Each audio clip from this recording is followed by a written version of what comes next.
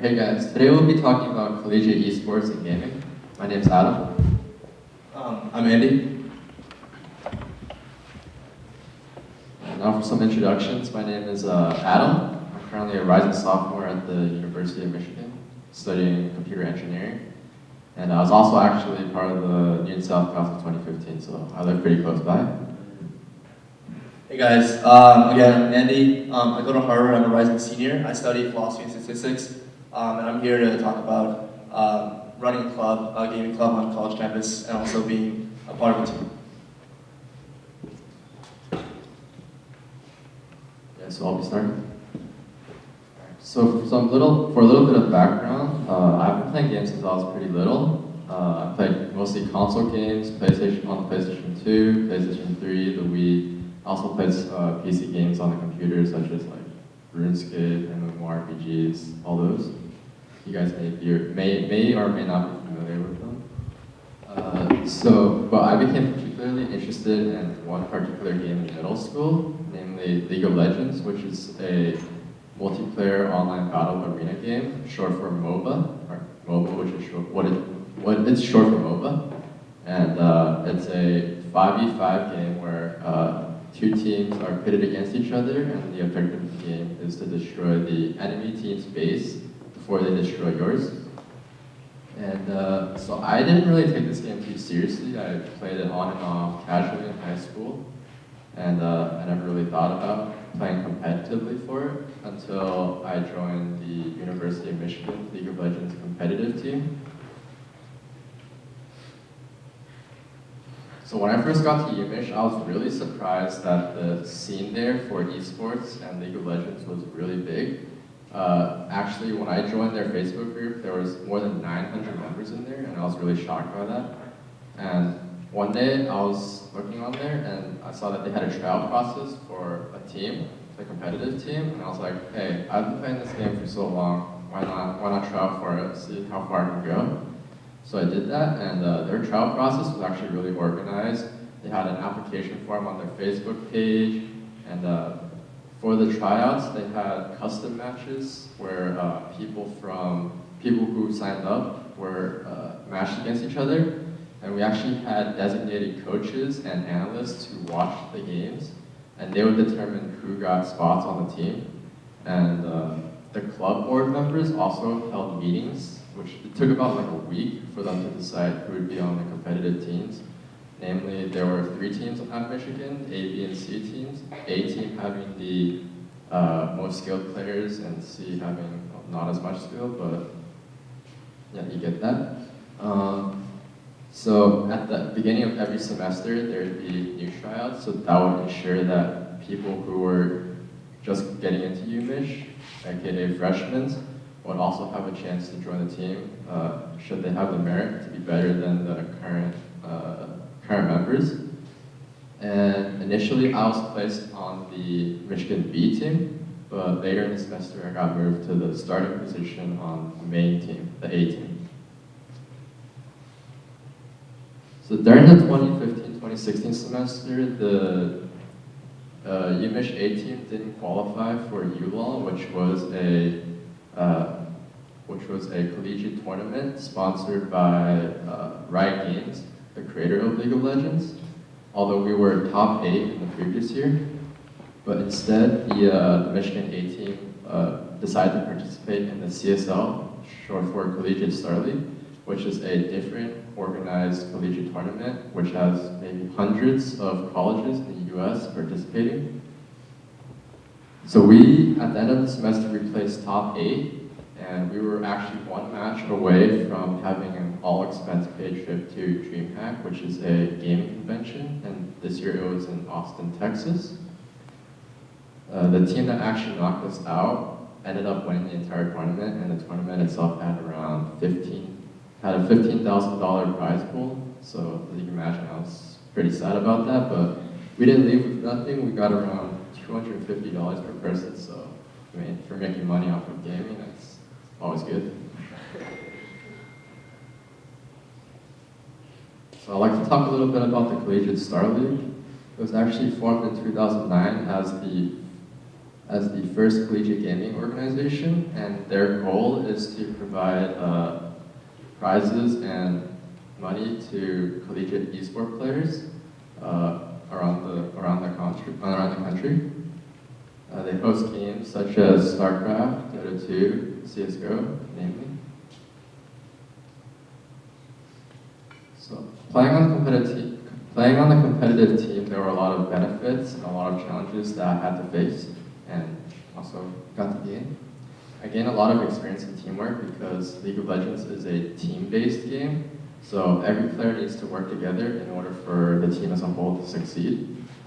I also gained a lot of leadership and problem-solving skills because on the team I was the primary shot caller, which means that I was responsible for making crucial in-game decisions for the team that would affect the overall outcome of the game. And of course, another benefit is the ability to earn prize money. That's always nice.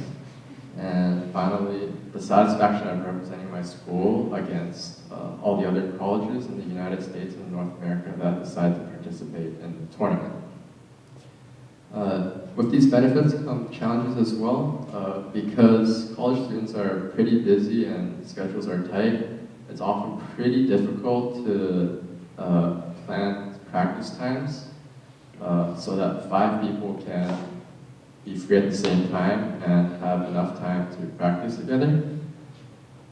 We also have to practice alone because in order to maintain our individual skill levels, we need to be constantly, well, not constantly practicing, but we need to practice quite often, which is a little time consuming. And finally, functioning as a team could become difficult if people have differing opinions on the team. So if someone has an argument with someone else, they could lose trust in them, and then during the game, this could have consequences, which could possibly lead us to losing the game. So now I'd like to turn the focus a little more toward the Michigan eSports Club that I was in. So the club held bi-weekly LAN parties, so every 2 weeks the club would host an event where people would be able to bring a computer in and play games with their friends, which is fun. We also held 2 major viewing parties. So because League of Legends has major viewing events or major sport events, which are streamed live on websites such as Twitch TV, people can tune in on their computers and watch. And so we held viewing parties for these events, which were probably viewed by hundreds of thousands or millions of people around the world. So there's actually a lot of people watching it. We also had raffles and giveaways because we had sponsors, and the clubs often would set up prizes. Anyone with any skill level could join in the event and possibly earn a prize.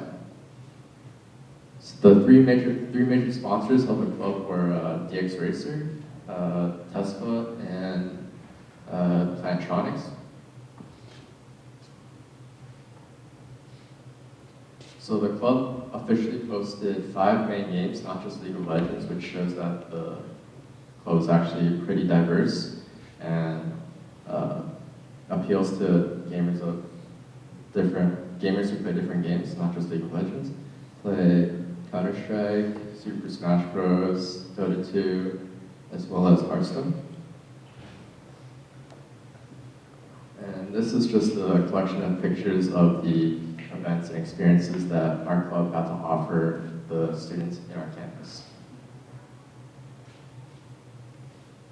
So now I'll pass it along to Andy to talk about his experience as co-president of Harvard's eSports Club.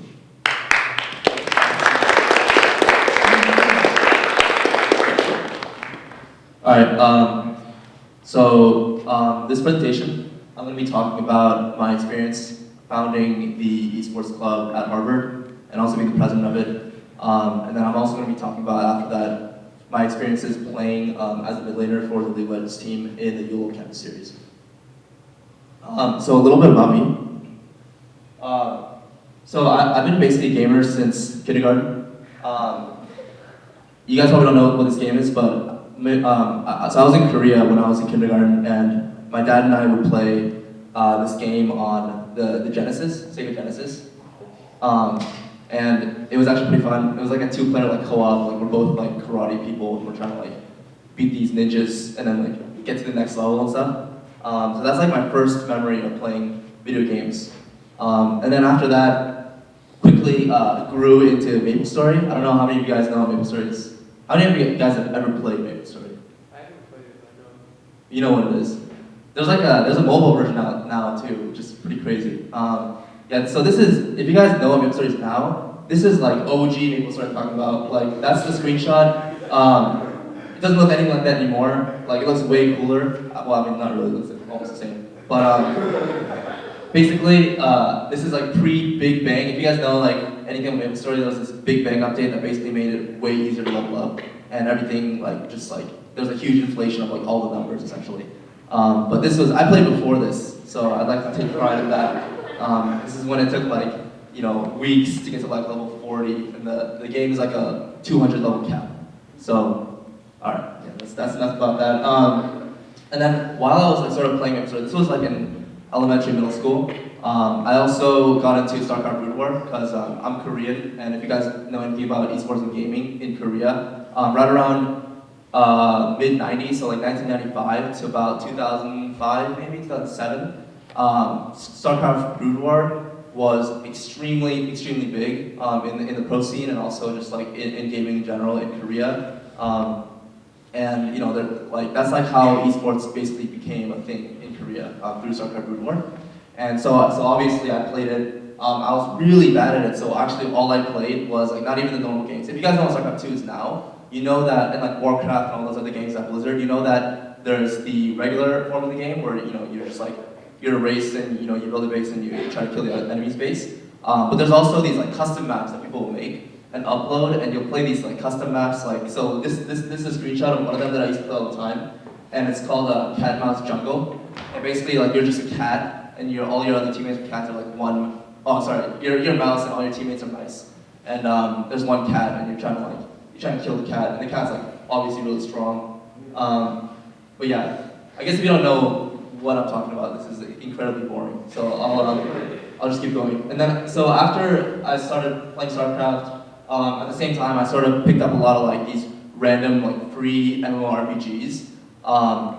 So I had a PC, so I could download a bunch of these like MMORPGs off of lists like if you guys know what MMOHut.com is, MMOHuts.com. Actually, they like changed their name. But basically, they have like this list of the highest rated, like free to play, free to download MMORPGs.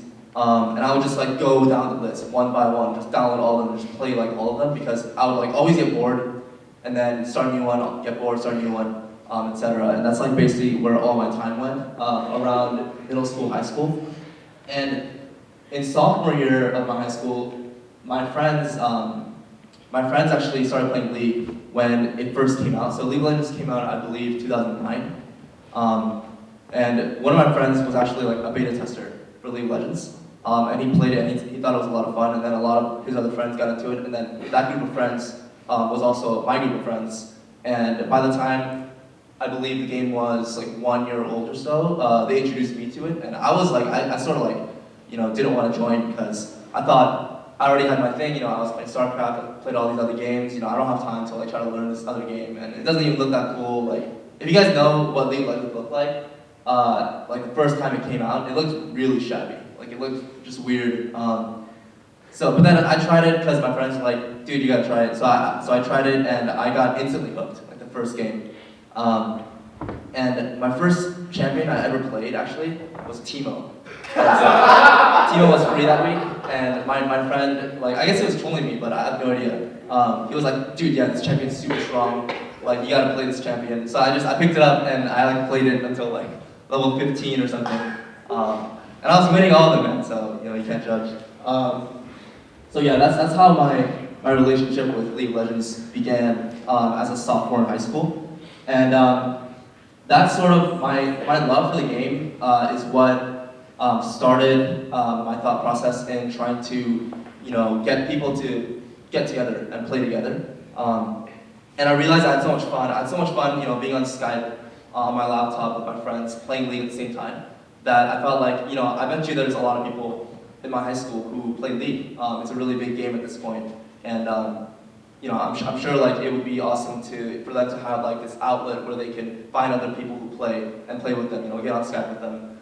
So I basically sort of unofficially founded this League of Legends club at my school, and what that means, basically like anytime you hear unofficial club, all that means is somebody made a Facebook group. So I made a Facebook group, and I just invited these people that I knew, and then they invited people they knew, and then suddenly, the club over the last remaining 2 years of my high school years grew from, like 10 people that I personally knew to like 60 or 70. And my school is like pretty small, so my high school had 800 to 900 students across 6th through 12th grade. So it's like a really small school. So that's like a pretty sizable representation, like 60 to 70 people. That's probably like close to 100% of the people who play League.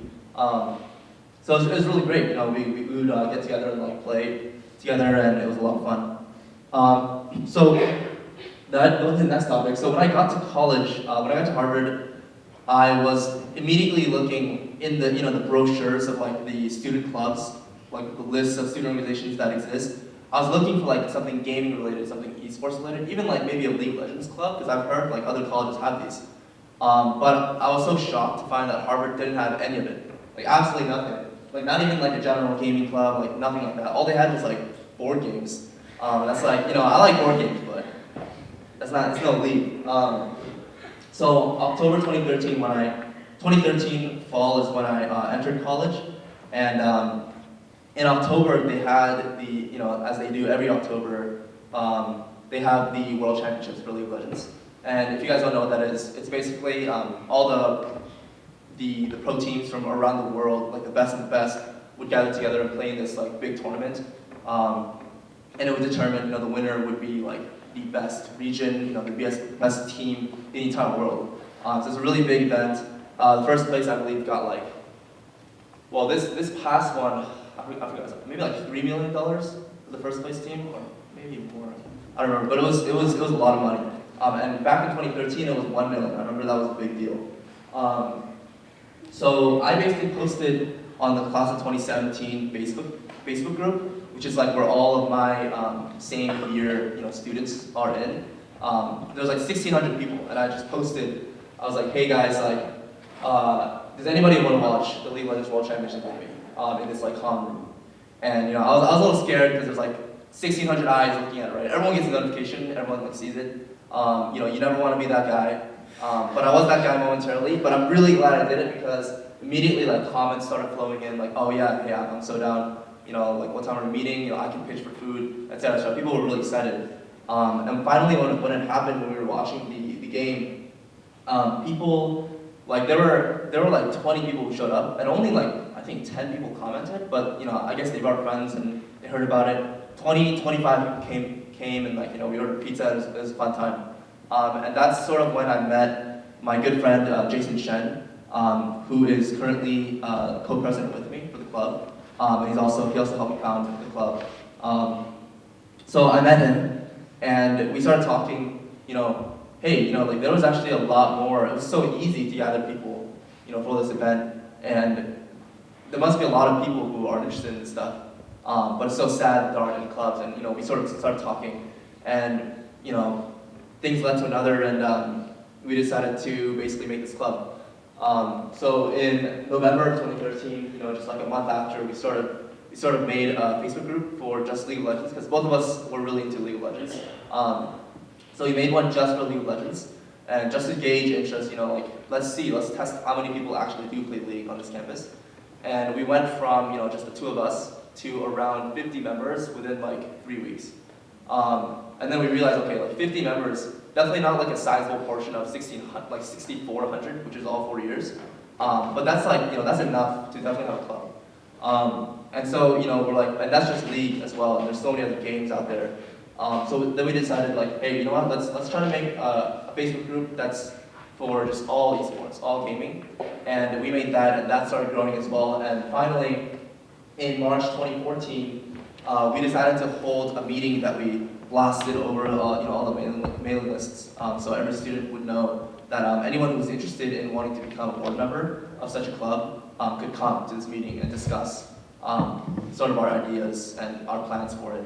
and we had about 15 people come out. You know, I had never met any of them. Like they just all came out to this small sort of like weird room, and we had this meeting, and it was great because everyone was so passionate. Everyone really wanted this to happen.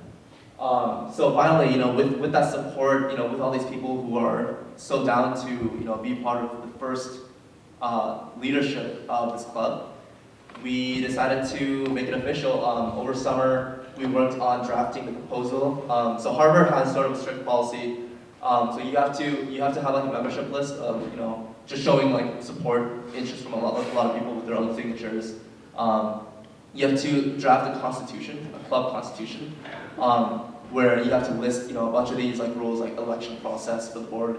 Who can be a part of the event or not, what sort of events, or who can be a part of the club or not, what sort of events like we will host, et cetera, et cetera. Like all these just different rules and guidelines that we need to draft and run by the administration. So we drafted that.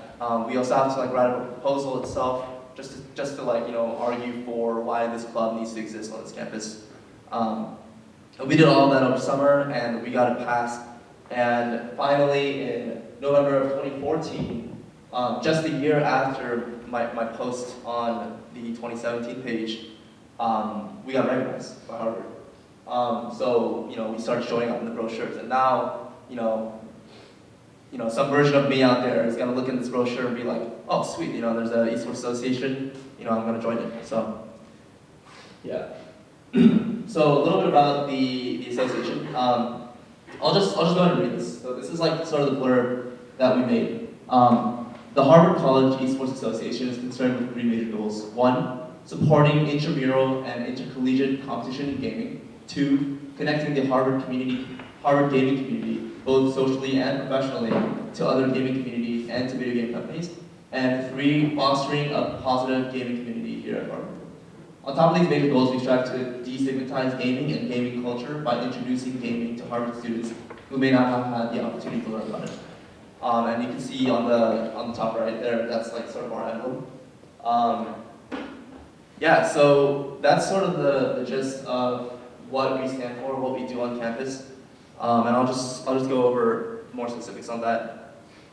So yeah, some achievements. So we grew from, like I said, less than 50 people to almost 300 now in the club, which is a pretty sizable proportion of our entire student body. We've hosted since then 12, more than 12 LAN parties. We've hosted more than 4 viewing parties, 8 plus collegiate competitions won or qualified, and 6 plus intramural competitions hosted. I'll talk about the partnerships a little later. But basically at our club, what we do is we host monthly LAN parties, where we gather in a room, we play games together all night, we order pizza, all that good stuff. We also have raffle prizes sponsored by our sponsors. So we would give out like SteelSeries mice, keyboards, whatever, just for being there. You get a raffle ticket and you might win these awesome things at the end of the night.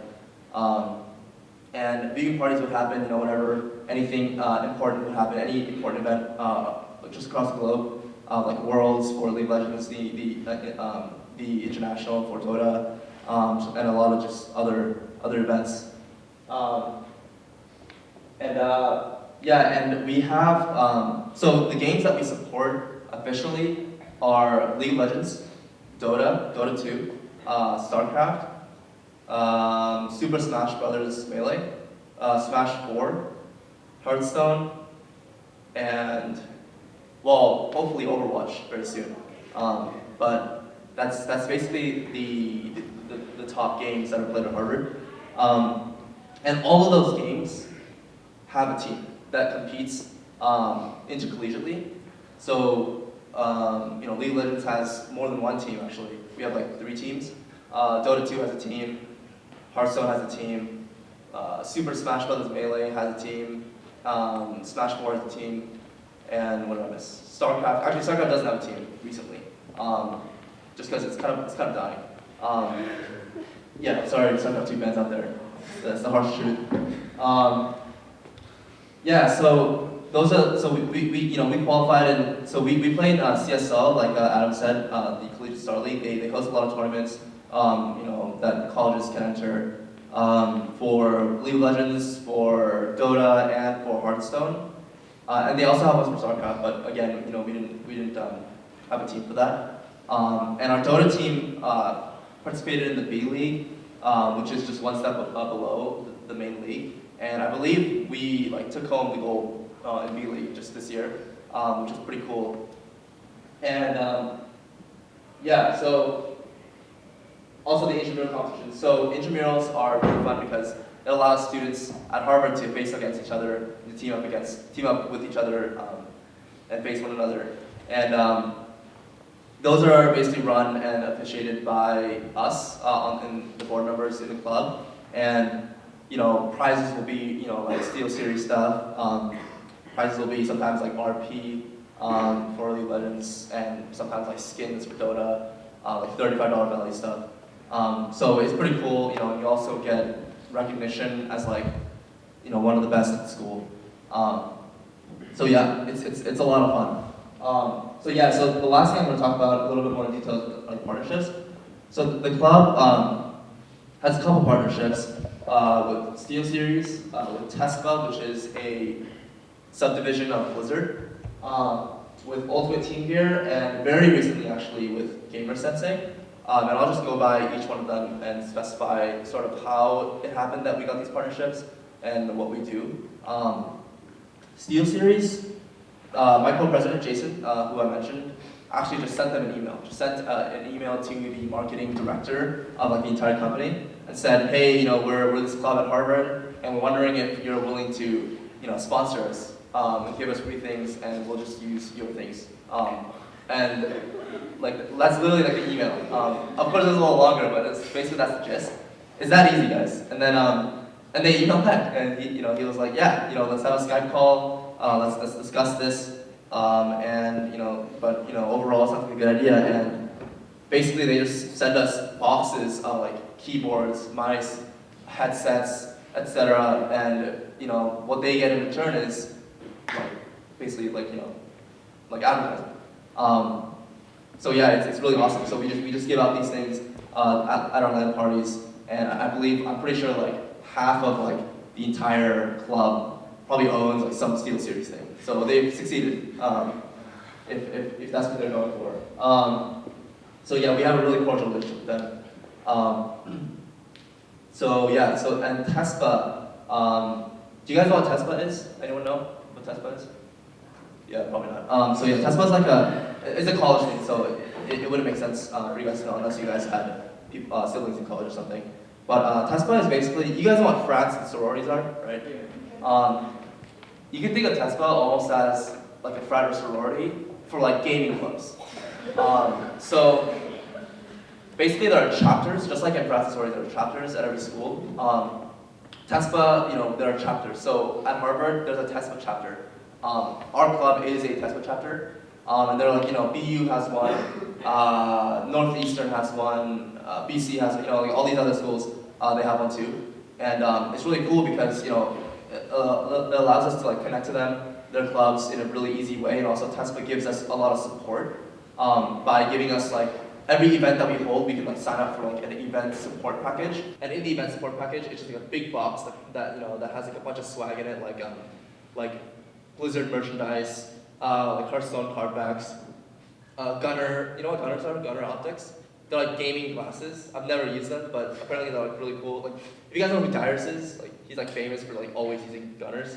Yeah, so there'll be 2 sets of Gunners in there. There'll be Twitch turbocharge, free passes, a bunch of the stuff that it's just good to have. And we just get it for free as part of being a chapter and signing up for these event support. And yeah, it's awesome. And they also hold a lot of actual events. For example, you guys know what PAX East is? PAX. PAX East actually is in Boston every year, and this one just passed. It was in late April 20th or something like that.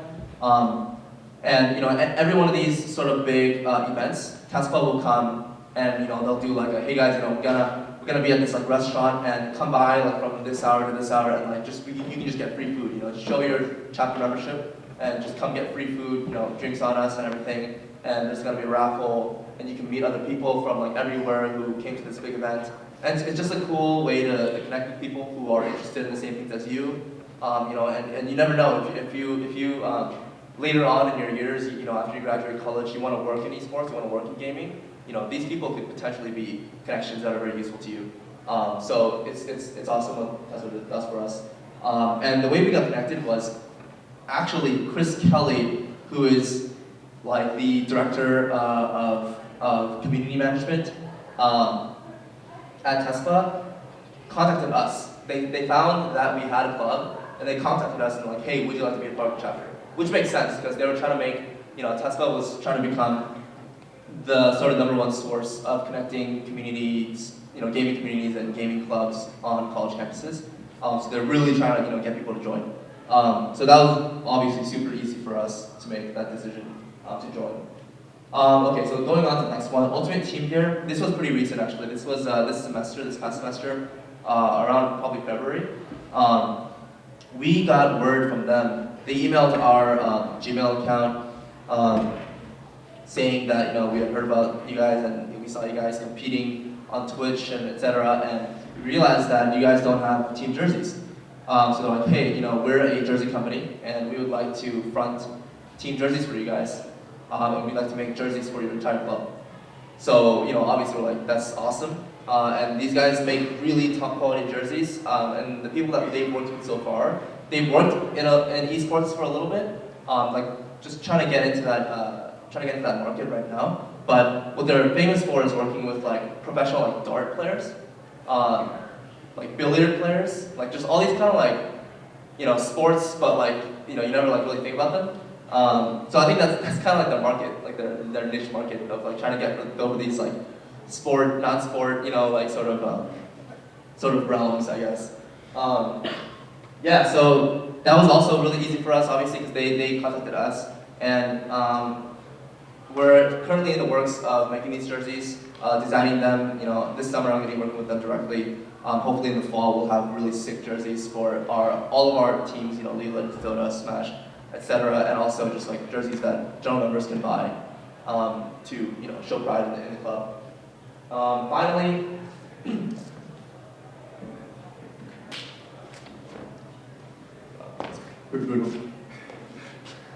Alright. Oh. Okay, finally, Gamer Sensei. I actually had a meeting with them like yesterday. They're a startup based in Cambridge, so I went over to their office and had a meeting with them about discussing a partnership. And they're obviously very new. And what they do is they are a database and a platform for gaming coaches. So you can imagine, you know, for video games and esports to become, you know, more sort of, what do you call it? You know, more recognized in mainstream culture, and also to become more competitive, you're gonna need coaches. You know, you're gonna need analysts, and all these professional teams already have them. You know, and they find them sort of independently. Maybe they find them on the ladder, but there really isn't a good way to sort of source these coaches and these analysts for your teams. So that's what Gamer Sensei is trying to do. They're trying to fill that gap. And it's really cool. So, you know, the partnership that we have, that we agreed on very recently, is for them to, you know, try to help us talk Harvard into basically funding a coaching and making our club like a club sport instead of just like a regular student club, which means that we get funding to pay for coaches, we get funding to pay for equipment, etc. And, you know, they would have, Gamer Sensei would give them a proposal with a very extensive plan of how, you know, they're going to provide all these coaches and exactly like what kind of pay rate, you know, they're going to go for. And, you know, it's a lot of nitty-gritty stuff, but hopefully, you know, they're going to help us by next year. You know, maybe we'll have like full-on coaching staff support for all of our teams by next year this time, which will be really, really cool. So yeah, I mean, that's basically it. And the way we got connected with Gamer Sensei was they contacted us again. That's one of the things about going to Harvard is people like want to connect with you So it's like pretty easy to get these like sponsors and partners. So if you guys have any questions about like how to connect with these companies and stuff, I can give you some pointers. But at the end of the day, like really, most of them like they connect with us. I can give you advice on how to like sort of haggle and also just sort of like be able to negotiate certain terms, contracts and stuff. But in terms of finding them, yeah, I can't really help you that much, I guess. So that's one reason to study hard right now, because if you go to a top school, like you don't need to worry about anything because they just want to be your friend. So yeah. So these are some pictures from our events. Top left, that's Jason Chen, my co-president and good friend, and he's like posting just some flyers on the wall. And all those other pictures with people gaming and stuff, those are from our LAN parties. Bottom center is part of our board. That's not our full board, but that was like part of our board from last year. You can see me in the middle right there with the same hat that I'm wearing right now.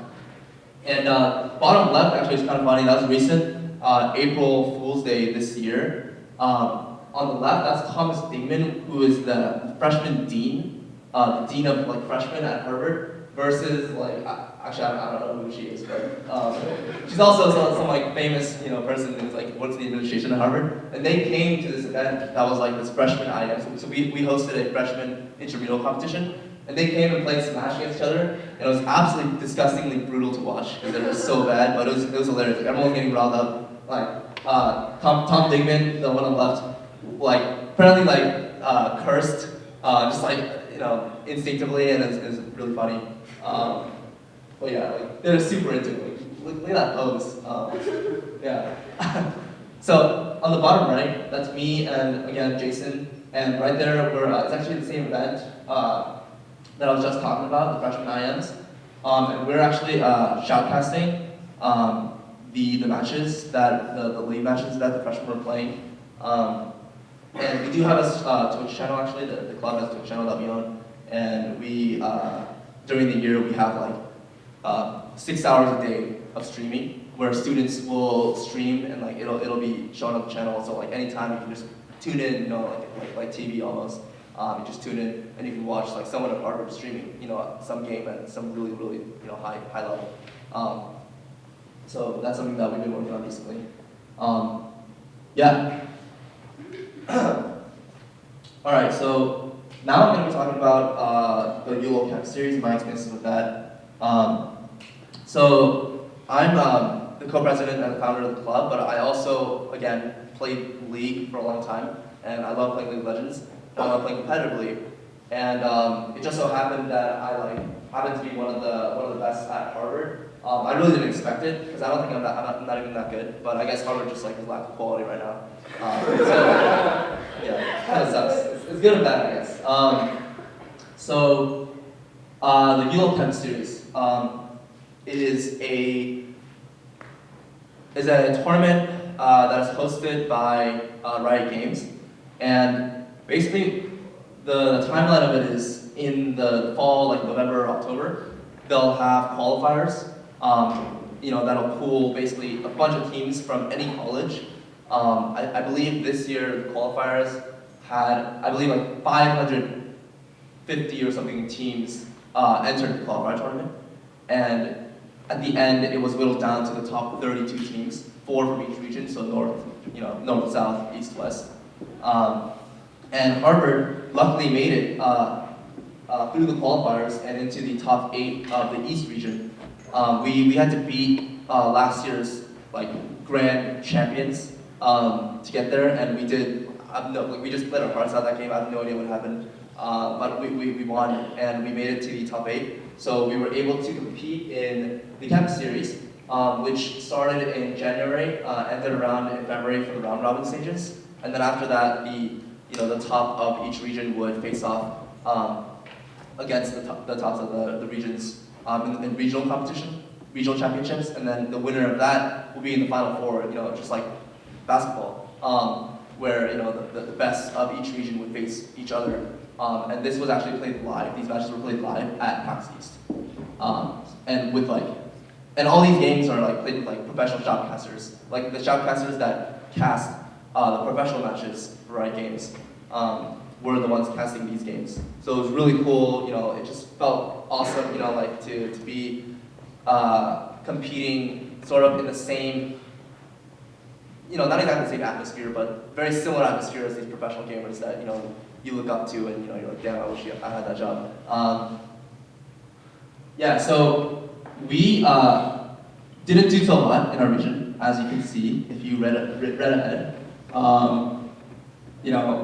We went in our round robin out of 14 total games, so it's best of 2 format. There are 8 teams in the region, so you're facing 7 other teams 2 times each, so 14 total games. We won 2 games and lost 12, and got 7th place. So not 8, we got 7th place, and we obviously didn't qualify for the regional championship. To qualify for the regional championship, you got to be in the top 4 of each region. We weren't that close, but it was fun. It was a lot of fun. We got a lot of exposure to the top of the top competition, in colleges, and some of these teams were just really good, like incredibly good. So, what the good thing is that our whole team won $1,000 each just for qualifying, just for making it into the top 32 teams. Each player gets $1,000. So that's really cool. I haven't received my money yet, but it's gonna come soon. So I played mid. If you guys play right games, if you guys play right games. Mid is like the role where you're like in the middle of the map, as the name suggests, and you play like mages or assassins that deal a lot of damage very quickly, and you sort of have the highest control over the map throughout the whole game. Like on average, you have the highest control. So usually you're supposed to put sort of your best player at mid, and I don't think I'm the best player, but our best player is a support main, so that sort of happened that way. Maybe similar to Yumish, Adam, best player Yumish. But anyway, I played a lot of. If you guys play League, this is like for you League players out there. I play a lot of Victor, Lulu, Fizz, Lux, Oriana, so no assassins except Fizz, but Fizz is super easy. A lot of zone control mages. It's sort of my style of play. Oh. Yeah, let me show the picture. So yeah, that's just like the uLol Campus Series logo, and that's my team right there. I'm in the middle. Jason Shen right there next to me was the AD carry, so he also played on the team. The best player at Harvard, Brian Chang, on the very left support. Right next to me on the other side is Michael Wong, jungler, and David Lee, all the way to the right, who played top. And that photo looks really cool because it was actually taken by Riot Games. Riot Games came to Harvard and did a photo shoot. So that they can showcase these pictures when they were streaming, and I'll mention it a little later actually. Let me see what's excited. Okay, yeah, and then they also did a spotlight of Harvard, and our gaming club, our team, and stuff like that, and it was professionally done. It's really cool actually. So we can watch that right now. We have time. Yeah.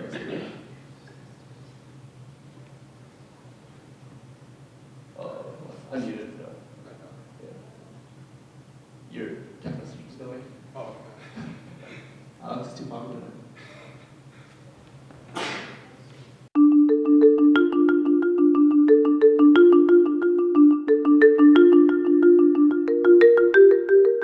I think there definitely is a perception that once you're at Harvard, you're going to be doing nothing but studying. And I think that thought process comes from people not knowing really how Harvard is. I would say it's a place filled with opportunity. I wouldn't look at us as geniuses or super smart people at all. At the end of the day, we're just normal people. The people here are just really passionate about what they do, passionate about what they're learning. Everyone is here for a reason. They're all very smart and very capable and very driven. Academics will be challenging and classes are demanding, but the fact that we're here means that we're able to handle all of that and then some. You can definitely see students all over campus pursuing other things besides studies. For us, it's League of Legends. Being part of the League of Legends team has definitely helped me as a student to find my ground here at Harvard. Having something that you really enjoy and having a community of people that you can really be yourself is really important.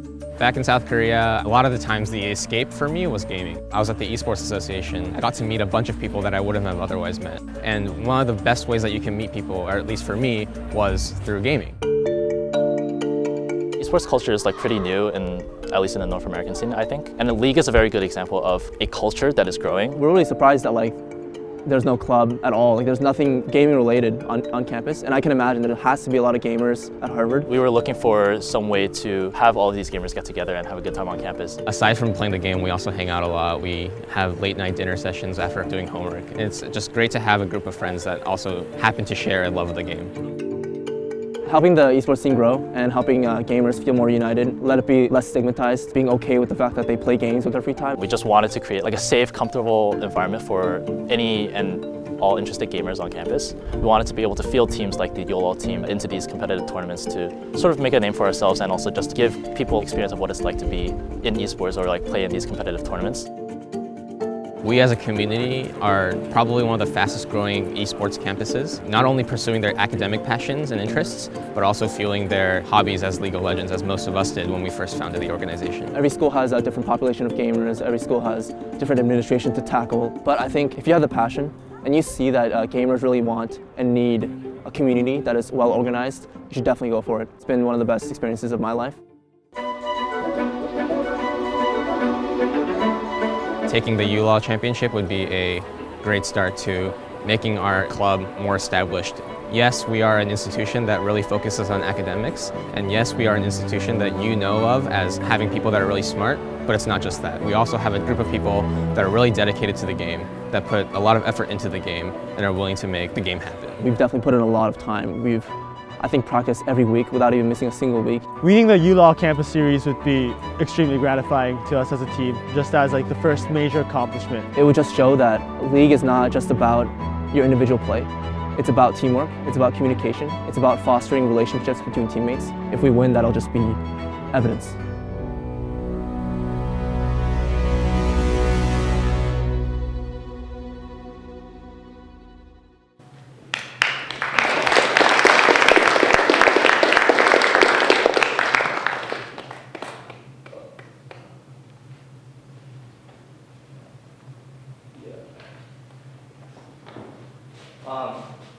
Yeah, sorry about the sound quality. Sort of weird. I think that's it. Actually, yeah. So yeah, Alex sort of wanted me to share with you guys like my impression of the future of esports. Pretty basic answers here, to be honest. But obviously, there's no correct answer. It's all prediction. I think the professional scene will continue to grow in the US and internationally. And what that means is there's going to be a lot more mainstream media on the topic. There's going to be a lot more legitimate sponsors and owners. Right now, esports is suffering through a little bit of a lull in finding like legitimate, good owners for teams. Owners that don't scam players. Owners that treat their employees well, stuff like that. So I think there's going to be a lot more legitimate sponsors and owners coming into the scene, and which means more funding. And if the professional scene grows like that, that means the collegiate scene will also grow, similar to how sports works, big name colleges will adopt esports programs. Right now, UCI, UC Irvine and RMU, both have esports programs, and the rest of the country will see how those work, I think that they're going to work well, so we'll see where that goes. And if the collegiate scene explodes, then that means high school, and lower will also grow in sort of a trickle-down effect. But that'll come a little later, I think. There's definitely, so the next 3 points or the next 2 points are a little bit more substantial, I think.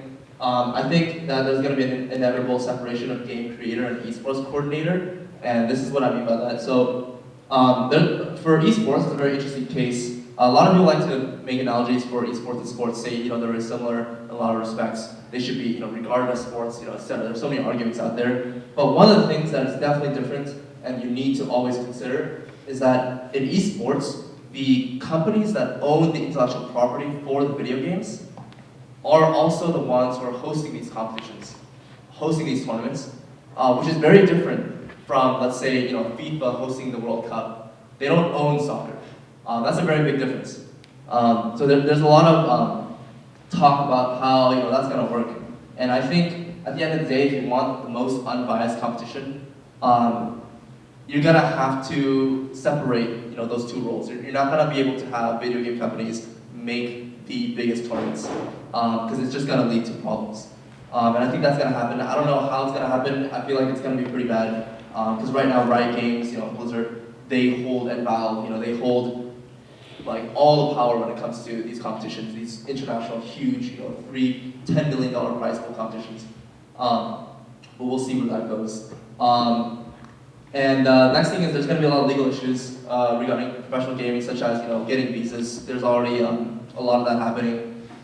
For international players who are being drafted into like a North American team, for example, they need to get visas, and it's sort of hard to like establish like what kind of visa they would have to get. Are they just like working? Are they getting like visas that athletes get? A lot of these questions are up in the air. Also, a lot of player treatment problems. Like I said, some owners are bad people, and they treat their players badly. And a lot of these players are really young, 17, 16, 18-year-olds, probably the same age as you guys. And they don't really know how employees are supposed to be treated. They don't know how to protect themselves legally. They don't know what kind of pay is normal for that for that job. So there's going to be a lot of legal representation that needs to happen for these players. Yeah, very similar to sports. I'd like to mention. So yeah, this is like the birth of an entire industry. This is not just something that's happening. This is like literally an entire industry, just like how there exists like a sports industry. An entire industry is opening up, and there's going to be a lot of new things happening. Things that you would never have been able to guess might happen. So pretty excited. I don't know if you guys are excited, but hopefully you're excited. Yeah, and that's it. I think we're gonna field questions now. Yeah. If you guys have any questions, just direct it to any of us. Two questions. Do you think Overwatch will be the next big thing, like League was? Is this for both of us? Yeah, sure. Actually, it already has an esports scene, but because the game is a game they have to pay to get, I think it'll be probably a little smaller than League. Yeah, Liquid and Cloud9, they already have professional teams for Overwatch, which is pretty ridiculous. It's not even out yet. It's only been beta. But yeah, I think Overwatch is gonna get really big. I played it. It's an awesome game, and yeah, there's a price you have to pay, but it's just like a good game, so there's gonna be a lot of people playing it. What's the other question? How do you get all those Tesla car packs for Hearthstone? Oh, can you get one? Yeah, can I get one? You gotta be a Harvard student. I mean, you just get into Harvard.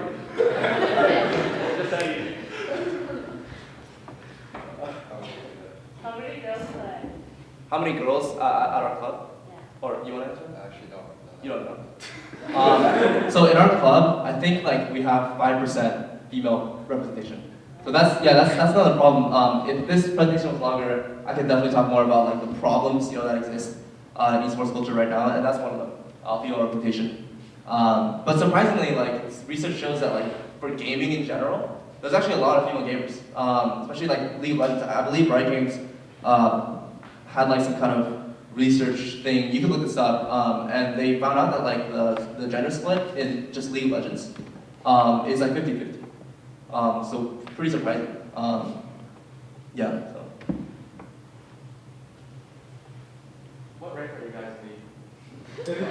I actually demoted rank, so I'm actually Diamond 4 right now. So, but I was Diamond 2, which is representing I believe the top 0.5% of players in the game. Yeah. I love Diamond 2, but I also dropped even worse, Diamond 5. But I have a Smurf that is Silver 1, and I'm actually playing on that right now, just climbing up the Diamond and all that, just for fun. So if you guys watch Twitch, you can watch me stream that. I'll share that later. What are you guys' Twitch channel names? So I don't actually stream, but My Twitch is Slime9, so it's like slime and then the number 9. Yeah, so you can tune in, watch me flex some scrubs in silver. What's it like managing a club of nearly 300 people? It's definitely easier with the right people working with you, right? So, I don't do everything. If I were to do everything, yeah, it'd be super, super hard, especially because I have schoolwork to do, I have other clubs that I'm also doing,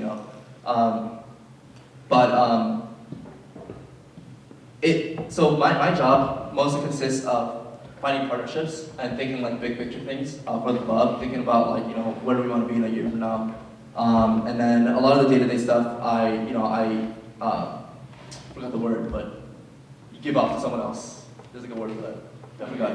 Well, yeah, delegate. Yeah, there we go. Yeah, delegation is super important when you're a president of something, and you gotta be able to trust, your other board members to do the job well. I'm sort of a perfectionist, but I had to, just kind of, clench my teeth and be like, all right, you do it. You got this. I trust in you, and that comes with time. But yeah, I don't know if that answered your question. Yeah. I noticed that there were some video games that were featured at tournaments, like 5 or 6 of them. How difficult is it to get a specific video game featured? And then, are there different tournaments that feature different types of video games? What do you mean by tournaments? Like within a club or? Both, yeah.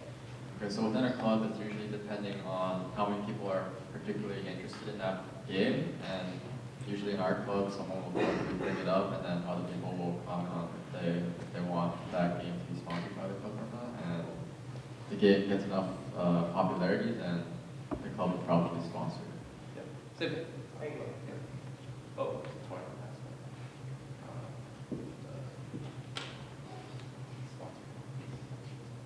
Oh, I mean, so yeah, like CSL, like other third-party organizations that host tournaments like CSL, they do it based on demand. It's all based on demand. They just if there are enough players who play it, then they're gonna host it. So Okay. All right. yeah. Thank you. What are people's reactions when you tell them you're a professional gamer? Well, they don't have a reaction because I'm not a professional gamer. It's not technically professional. Yeah, because we don't get paid. That'll be the difference. But yeah, like actually there was a guy, so I live in an apartment right now, and this guy came, I'm gonna move. So this guy came, with his realtor to like check out the apartment. And I was playing a game while they were visiting because I forgot they were gonna come. And I was playing a game and they're like, oh, is that League of Legends? And I'm like, yeah. And they're like, oh, that's so cool. Like, are you really good? I'm like, oh, I was like, I played for Harvard, and they're like, oh my God, like that's so sick. Like, I wish like we had that when I was like your age. So I guess that's mostly it. I wish we had that when I was your age. But yeah, I guess, yeah. Anyone else have any questions?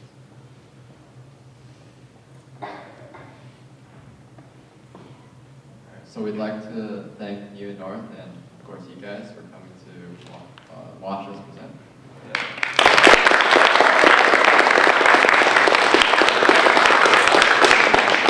We'd like to thank Alex as well. Alex is the one who contacted us about this opportunity. So, if you guys really like this presentation, buy Alex lunch or something. So yeah, thanks Alex.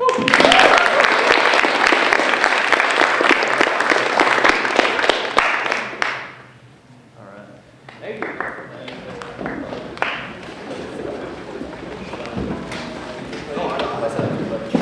Alright guys, I don't know where we're going to be.